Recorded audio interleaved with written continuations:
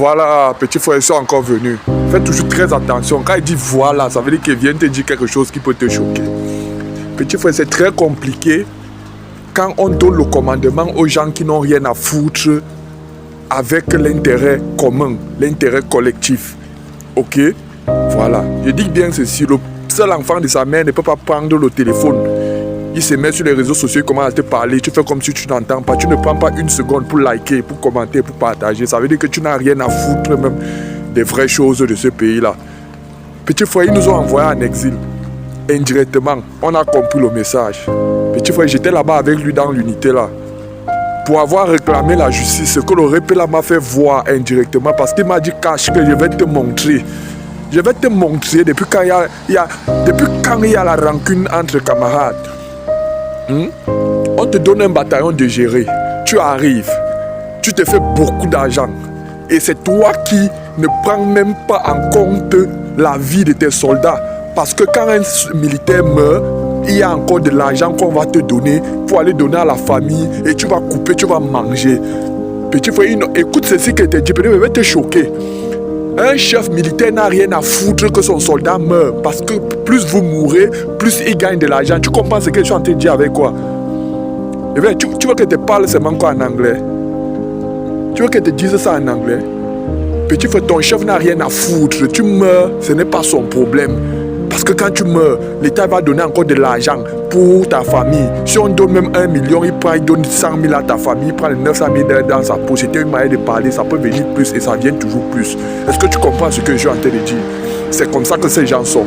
Alors un chef de bataillon, il vient, il se met. L'État a déjà organisé le service du début à la fin. On a organisé les unités, organisé les bataillons, tout est bien organisé. Mais il arrive, parce qu'il est là à la conquête de l'argent, dans l'unité qu'on lui a donné la lourde responsabilité de diriger, il se permet de créer les unités sous les sous-unités. Et ça, c'est de manière officieuse, hein, petit frère, ce n'est pas connu du haut là-bas. C'est lui qui décide de faire ça. Après, il prend les éléments. Il vous prend là. Il vous fait penser que vous êtes maintenant des militaires spéciaux. Il vous plonge dans son unité. Il donne un nom pour vous mettre un peu, pour vous galvaniser. Comme les militaires aiment alors l'avantagise. Comme les militaires aiment alors l'avantagise, ils vont accepter. Ils arrivent dans cette unité, là, dans cette section, comme ils appellent souvent. Quand ils arrivent dans la section là, le répé qui est en charge du bâton, il va vous utiliser de manière arbitraire, de manière brutale, de manière barbare, parce qu'il va vous créer des missions fictives pour gagner de l'argent. Et c'est ce qui se passe. Et quand vous mourrez là-bas aussi, ils gagnent encore de l'argent. C'est comme ça que ces gens sont. Il faut déjà assister.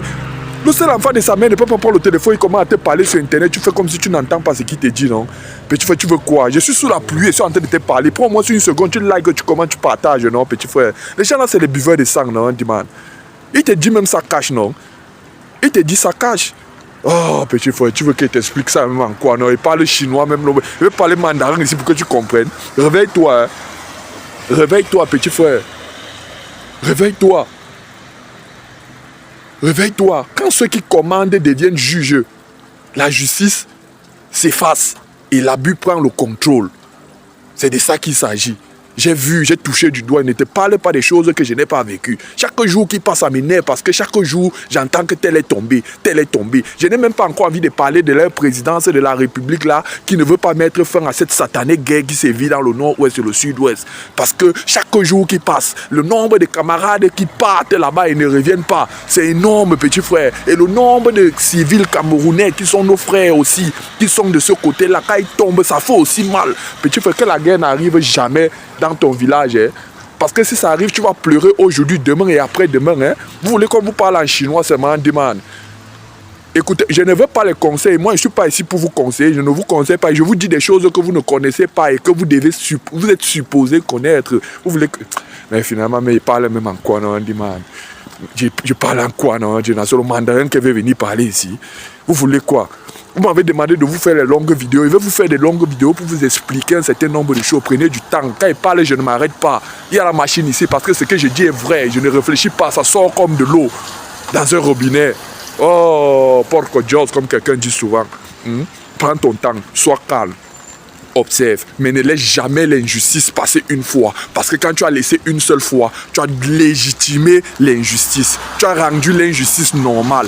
Petit frère, l'armée est régie par un test, le RDG, le règlement de discipline générale. Alors, en tant que soldat, tu as le plein droit de revendiquer qu'on te punisse en fonction de ce qui est prévu dans le règlement. Si un chef militaire veut te punir en outrepassant les tests militaires, petit frère, tu te lèves.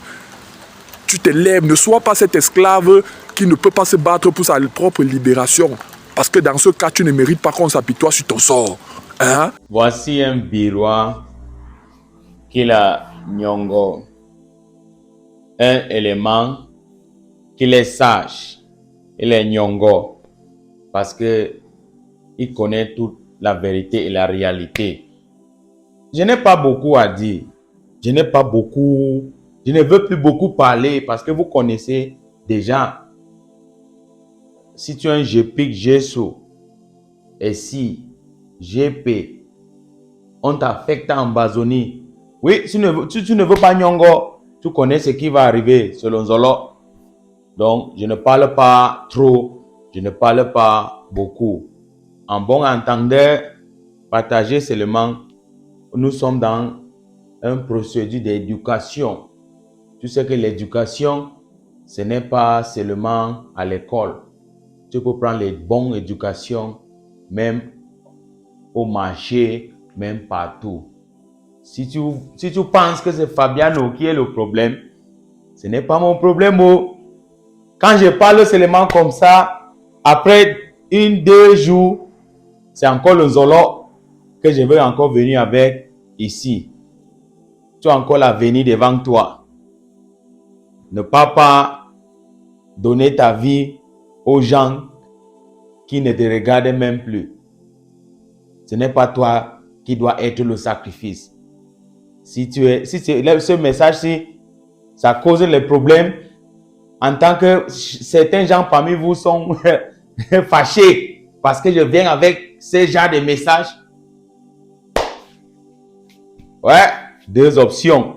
Tu as le choix. Nyongo ou Nzolo.